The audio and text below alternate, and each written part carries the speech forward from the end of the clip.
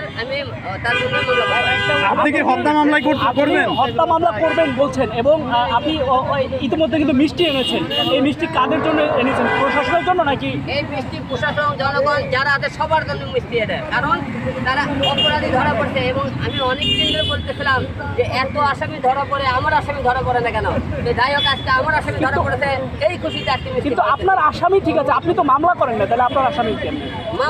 মামলা করে মামলা তো রেডি, খালি ধরা পড়তেছে না, করতেছে। কাল সকালবেলায় মামলা পেয়ে যাবে। আচ্ছা আচ্ছা, আলম ভাই, এখন কি আপনার 17 আসন নিয়ে কি চিন্তা ভাবনা, যে জনগণকে কি বলবেন, যেহেতু আপনি একজন প্রার্থী ছিলেন? জনগণ 17 আসনে যারা আছেন তারা আজকে খুশি হবেন যে আমাদের ভোটার অধিকার এবং আমাদের 17 আসনে অনেকে তারা সেই টাইমে মারধর করেছে, অনেকের লোকে মামলা দিয়েছে, তারা আজকে অত্যন্ত খুশি হবে।